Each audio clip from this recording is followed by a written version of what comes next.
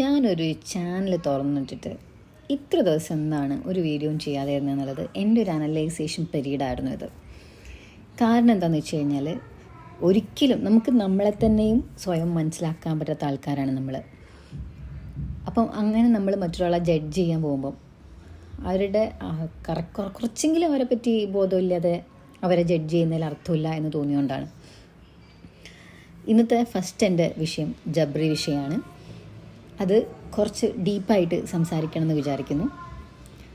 Jasmine എനിക്ക് തോന്നിയത് എപ്പോഴും ഒരു ലവ്, അഫെക്ഷൻ, ഒരു സ്റ്റെബിലിറ്റി ലൈഫിന് വേണമെന്ന് ആഗ്രഹിക്കുന്ന ഒരാളായിട്ടാണ് ഫീൽ ചെയ്തത്. ആ സ്റ്റെബിലിറ്റി അല്ലെങ്കിൽ ഫിനാൻഷ്യൽ സ്റ്റെബിലിറ്റി കുറച്ച് അധികം സഫർ ചെയ്തിട്ടുണ്ടെന്ന് തോന്നുന്നു. അപ്പം അതിനനുസരിച്ച് ആ ഒരു 23 വയസ്സിൻ്റെ പ്രായത്തിൽ അവർ മനസ്സിലാക്കിയതും അവർ ഏൺ ചെയ്യാൻ തുടങ്ങിയതും, അപ്പം ഞാൻ അവരുടെ യൂട്യൂബ് ചാനലിൽ കണ്ടതിലൂടെ തന്നെ മനസ്സിലാക്കിയത്, അവർ ഒരുപാട് പ്രൊമോഷൻസ്, അതായത് എങ്ങനെയെങ്കിലും ഏൺ ചെയ്യുക എന്നുള്ളത് ഭയങ്കര ഒരു അതിതീവ്രമായ ആഗ്രഹം കൊണ്ടു നടക്കുന്ന ഒരാളാണ് ജാസ്മിൻ. അതുപോലെ തന്നെ പെട്ടെന്ന് സ്നേഹിക്കുന്ന, അതായത് ഒരു കുറച്ച് ബലഹീനമായ മനസ്സിൻ്റെ ഉടമയാണ് ജാസ്മിൻ എന്നാണ് എനിക്ക് പേഴ്സണലി, ഞാൻ ഇപ്പോൾ ഇത്രയും ദിവസവും കണ്ടതിൽ എനിക്ക് തോന്നിയിട്ടുള്ളത്. ഗബ്രിയേലുമായിട്ടുള്ള ജാസ്മിൻ്റെ അടുപ്പം അതൊരിക്കലും ഒരു ഗെയിമായിട്ട് ഫീൽ ചെയ്യുന്നില്ല. അത് പല സമയത്ത് അതിൽ നിന്ന് ഒഴിഞ്ഞു മാറാൻ ജാസ്മിൻ ശ്രമിച്ചിട്ടും അത് ബാഡായിട്ടുള്ളൊരു ഇമ്പ്രഷൻ ഉണ്ടാക്കി കൊടുക്കുമെന്ന് ഉറപ്പുണ്ടായിട്ടും ജാസ്മിൻ അത് കണ്ടിന്യൂ ചെയ്യുന്നത് ജാസ്മിൻ്റെ അതൊരു ബലഹീനതയായതുകൊണ്ടാണ്, ഒരു ഇമോഷണലായിട്ട് വീക്കായതുകൊണ്ടാണ്. ഒന്നാമത്തത്, പുറത്തുള്ള ഒരുപാട് കാര്യങ്ങൾ കോൺട്രവേഴ്സി ആയിട്ട് വരുന്നുണ്ട്. പഴയ ലവേഴ്സ്, ഇവർ അത് എപ്പോഴും ബിഗ് ബോസ് വരുമ്പം ഉണ്ടാകുന്ന കാര്യങ്ങളാണ്. അപ്പം ഇതിൽ നിന്ന് മനസ്സിലാകുന്നത്, പുറത്ത് ഉള്ള ലവ് ട്രാക്കുകൾ, ലവ് അഫെയർസുകളൊക്കെ എടുത്ത് എക്സ്പോസ് ചെയ്തിട്ട് അത് ഉള്ളിൽ നടക്കുന്നതിനേക്കാളും ഭീകരമായ ഒരു ക്യാരക്ടർ അസാസിനേഷൻ പുറത്ത് സംഭവിക്കുന്നുണ്ട് എന്നുള്ളതാണ്. അപ്പോൾ നമുക്ക് അപ്പാർട്ട് ഒരു വ്യക്തി എന്നതിലുപരി ഒരു ഗെയിമർ എന്നുള്ള രീതിയിൽ ജാസ്മിനെ നോക്കിക്കാണുകയാണെങ്കിൽ ഒരുപാട് ക്വാളിറ്റികളുള്ള ഒരു ഗെയിമറാണ്. പക്ഷേ പൊതു ആൾക്കാർക്ക് അങ്ങ് അക്സെപ്റ്റ് ചെയ്യാൻ പറ്റാത്തത്, ഒന്ന്, അവളൊരു സ്ത്രീ ആയതുകൊണ്ട് അവൾ ഒരുപാട് ഒച്ച വെച്ച് സംസാരിക്കുന്നത് പൊതുബോധത്തിന് എതിരാണെന്നുള്ള ഒരു തോന്നൽ. പിന്നെ മലയാളി അവകാശപ്പെടുന്ന അനാവശ്യമായ ഒരു സദാചാരബോധം. അതിലേക്ക് ഞാൻ കടക്കാൻ ഗബ്രിയിലെത്തട്ടെ, എന്നിട്ട് ഞാൻ സംസാരിക്കാം അതിനെക്കുറിച്ച്.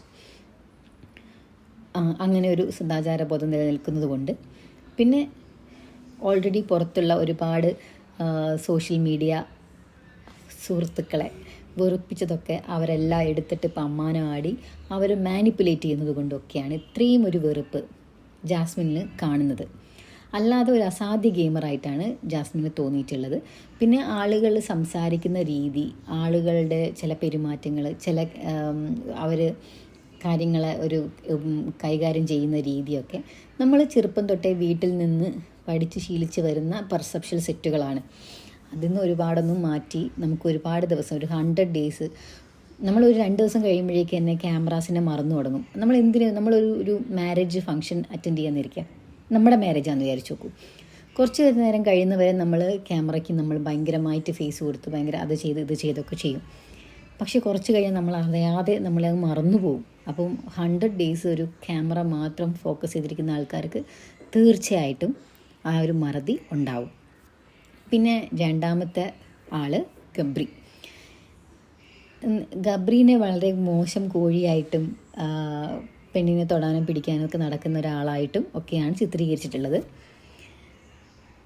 ഇതിൽ എനിക്ക് പറയാനുള്ള കാര്യം, ഇത്ര പെട്ടെന്ന് എങ്ങനെ ഇവരെടുത്തു, എങ്ങനെ ഇത്രയൊരു ഇതുണ്ടായി എന്നൊക്കെ പറയുന്നുണ്ടല്ലോ.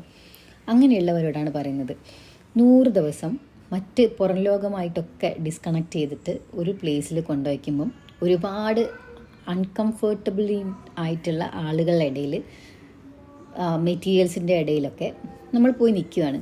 അപ്പം നമുക്കൊരു കംഫേർട്ട് സോൺ ഉണ്ടാവുക, നമുക്ക് എല്ലാവരോടും ഭയങ്കര പ്രണയവും ഒരുപാട് ആഗ്രഹങ്ങളും, അല്ലെങ്കിൽ എന്തൊക്കെയോ ആരോടെങ്കിലുമൊക്കെ ഷെയർ ചെയ്യണം തോന്നുക, ആരോടെങ്കിലുമൊക്കെ ഒന്ന് സംസാരിക്കണം തോന്നുക, ഇതൊക്കെ സ്വാഭാവികമാണ്.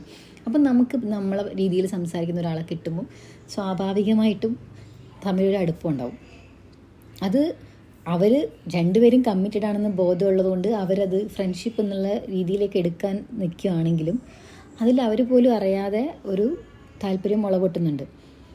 അതിൽ ഗബ്രി തൻ്റെ ഇഷ്ടങ്ങളൊക്കെ ടച്ചിങ്സിലൂടെ, അതായത് ആളുകൾ പലതരം, ചിലർ വേർബലിയാണ് തൻ്റെ ഇഷ്ടം പ്രകടിപ്പിക്കുക, ചിലർ ഒന്നും മിണ്ടാതെ ജസ്റ്റ് ഒന്ന് ലുക്കിലൂടെ നോക്കിക്കൊണ്ടിരുന്നിട്ടൊക്കെയാണ് ചിലർ ഇഷ്ടം പ്രകടിപ്പിക്കുക, ചിലർ തൊട്ടും പിടിച്ചൊക്കെയാണ് സ്നേഹം പ്രകടിപ്പിക്കുക.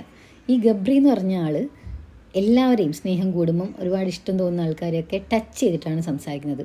ഈവൻ അയാൾ വ്യക്തിപരമായിട്ട് എന്തെങ്കിലും ഒരാളോട്, അതൊരു ബോയ് ആയിക്കോട്ടെ ഗേൾ ആയിക്കോട്ടെ, സംസാരിക്കാൻ ശ്രമിക്കുമ്പം അയാളുടെ ടച്ചിലൂടെയാണ് കൂടുതൽ അയാളോട് ഇൻറ്റിമേറ്റ് ആയിട്ട് കാണിക്കാൻ ശ്രമിക്കുന്നത്. അതൊരു സെക്ഷുവലായിട്ടുള്ള രീതിയിലേക്ക് മാറുന്നത് നമുക്ക് പുറത്തുനിന്ന് നോക്കുന്നതുകൊണ്ടാണ്. അവർ ഒട്ടും അത് ആലോചിക്കാതെ എല്ലാവരെയും കയറി കിസ് ചെയ്യണമെങ്കിൽ, എല്ലാവരോടും തൊടണമെങ്കിൽ ആളൊരിക്കലും, ആൾക്കും അറിയാമല്ലോ ഇതൊരു പബ്ലിക്കലി കാണുന്ന ഒരു ഷോ ആണെന്നുള്ളത്. അപ്പം ഒരു ഫേക്കായിട്ടുള്ള പേഴ്സണായിട്ട് നിൽക്കാനല്ല ആൾ ശ്രമിക്കുന്നത് എന്നാണ് എനിക്ക് തോന്നിയിട്ടുള്ളത്. അയാൾ പല കാര്യങ്ങളിലും അത് കാണിക്കുമ്പോഴും എനിക്ക് തോന്നിയിട്ടുണ്ട്. പിന്നെ ഫേവറിസം, നമുക്ക് ഇഷ്ടമുള്ള ആൾ നമ്മൾ കൂടെ ഉണ്ടാവണം എന്നുള്ള ഒരു ഫേവറിസം നമുക്കുണ്ടാവുമല്ലോ. ഒബ്വിയസ്ലി ഉണ്ടായതായിരിക്കും. പിന്നെ പുറത്തുള്ള കുറേ സദാചാര, ഹെലനോക്സ് പാർട്ടിയൊക്കെ കുറച്ചുകൂടി പ്രോഗ്രസീവ് മെൻറ്റാലിറ്റി ഉള്ള ഒരാളായിട്ടാണ് ഞാൻ വിചാരിച്ചിരുന്നത്. പക്ഷേ ആൾ ബിഗ് ബോസ് കാണില്ല, അതില്ല, അങ്ങനെ ഇല്ല, ഇങ്ങനെ ചെയ്യില്ല എന്നൊക്കെ പറയുന്നുണ്ടെങ്കിലും വളരെ മോശമായിട്ട് ഒക്കെ സംസാരിക്കുന്നതായിട്ട് കണ്ടു. തൊടയിൽ പിടിച്ചു, കയ്യിൽ കൊടുത്തു, ഉമ്മ കൊടുത്തു, നക്കി.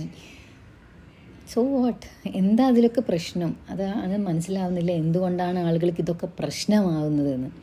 നമുക്ക് ഈ റോക്കി അതിലുള്ള മറ്റൊരു കോൺടെസ്റ്റൻറ്റിനെ അടിച്ചിട്ട് പുറത്തേക്ക് വന്നപ്പം 2 തരത്തിലുള്ള ചർച്ചകളുണ്ടായി. പോസിറ്റീവായി ഉണ്ടായി, നെഗറ്റീവായി ഉണ്ടായി. പക്ഷേ ഒരാണും പെണ്ണും സ്നേഹിക്കുമ്പോഴേക്ക്, അല്ലെ 2 ആളുകൾ തമ്മിൽ, അത് ആണോ പെണ്ണോ പോട്ടെ, 2 ആളുകൾ തമ്മിൽ സ്നേഹിക്കുമ്പോഴേക്ക് നമ്മൾക്ക് എന്തുകൊണ്ടാണ് സദാചാരത്തിനെതിരായിട്ട് തോന്നുന്നത്? ഹേറ്റ്രഡ് ആണോ സദാചാരം? നമ്മളൊരാളെ വെറുക്കും നമുക്ക് ഏറ്റവും ഓപ്പണായിട്ട് നമുക്ക് പറയാൻ പറ്റും, എനിക്കയാളെ ഇഷ്ടമല്ല, എനിക്കയാളുടെ വെറുപ്പാണെന്നൊക്കെ. പക്ഷെ എനിക്കൊരാളോട് സ്നേഹമാണെന്നൊക്കെ പറയാൻ നമുക്ക് ഭയങ്കര പേടിയാണ്, ഭയങ്കര പ്രശ്നമാണ്. ശരിക്കും നമ്മൾ ഹേറ്റ്രഡിനെയാണോ ലവിനെയാണോ പ്രോത്സാഹിപ്പിക്കുന്നത്? സ്നേഹമാണ് അഖിലസാര മൊഴിയിൽ, ഇങ്ങനെയൊക്കെ പറയാൻ സുഖമാണ്, പക്ഷേ സ്നേഹിക്കുന്നതെന്ന് പറയാൻ പറ്റത്തില്ല. നമ്മൾ എല്ലാ സ്നേഹത്തിനും നമുക്ക് ഇത് നിങ്ങളെന്താണ് റിലേഷൻഷിപ്പ്, നിങ്ങൾ പറ. നിങ്ങൾ ഫ്രണ്ട്ഷിപ്പാണോ, നിങ്ങൾ ലവേഴ്സാണോ, നിങ്ങൾ സിറ്റുവേഷൻഷിപ്പാണോ, നിങ്ങൾ ഫ്ലേർട്ടേഷ്യഷിപ്പാണോ? അങ്ങനെ ഒരാൾ എനിക്ക് ഇന്ന റിലേഷൻഷിപ്പാണ് ഇന്ന ആളോടുള്ളതെന്ന് പറയേണ്ട അതിൻ്റെ ആവശ്യം എന്താണ്? അങ്ങനെ പറഞ്ഞത് കൊണ്ട് എന്ത് നേടാനാണ്? അങ്ങനെ നമ്മളത് അറിഞ്ഞിട്ട് നമ്മൾക്ക് എന്ത് കിട്ടാനാണ്?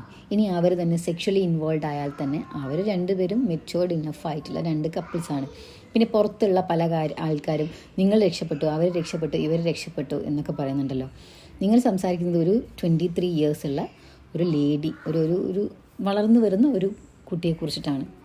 അപ്പം അതും കൂടെ വിലയിരുത്തി സംസാരിച്ചാൽ നന്നായിരിക്കും. ഇനി അവർ തമ്മിൽ എന്ത് തന്നെ ആയാലും അത് നിങ്ങളെ ബാധിക്കുന്ന വിഷയമല്ല. ഇത് ഒരാളെ അടിച്ചോ അല്ലെങ്കിൽ ഒരാളെ സർജറിക്ക് വിധേയനാക്കിയിട്ട് പുറത്ത് വന്നിട്ട് മാലയിട്ട് സ്വീകരണം കൊടുത്ത പോലെയുള്ള ഒരു അത്രയും വലിയൊരു വിഷയമായിട്ട് എനിക്ക് തോന്നുന്നില്ല.